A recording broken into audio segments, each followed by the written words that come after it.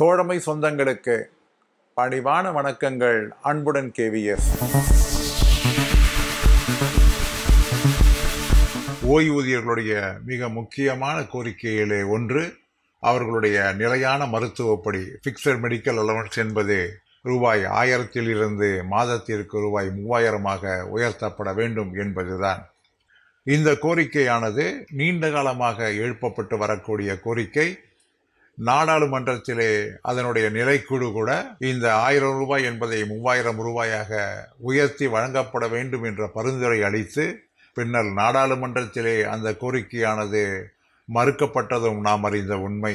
இந்த பிரச்சனையை சமீபத்திலே 11/3/2025 அன்று நடைபெற்ற ஸ்கோவா 34வது கூட்டத்திலே, அதாவது ஸ்கோவா கூட்டம் என்பது ஓய்வூதியர்களுடைய அமைப்பிற்கான அரசுடன் பேச்சுவார்த்தை நடத்தக்கூடிய அந்த கூட்டத்திலே இந்த கோரிக்கை மீண்டும் எழுப்பப்பட்டது.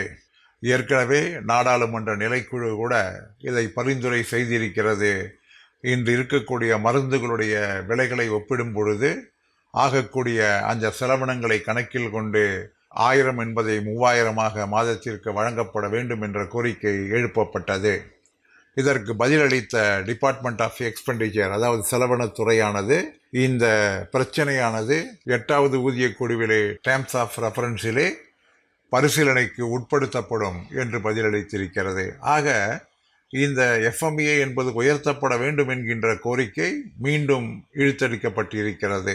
8வது ஊதிய குழு அமைக்கப்பட்டு அதிலே அதனுடைய பரிசீலனைக்காக இந்த பிரச்சனை அனுப்பப்பட்டு, அதற்கு பின்னால் 8வது ஊதிய குழுவினுடைய பரிந்துரைகள் வந்த பின்னால் இன்னும் குறைந்தபட்சம் 2 அல்லது 3 ஆண்டுகள் காத்திருக்க வேண்டிய ஒரு துர்பாக்கிய சூழ்நிலை என்பது ஓய்வூதியதாரர்களுக்கு வந்திருக்கிறது என்பது ஒரு வேதனையான செய்தியாகும். என்ன செய்வது? இந்த அரசாங்கத்திடம் இதை தவிர வேறு என்ன நாம் எதிர்பார்க்க முடியும்?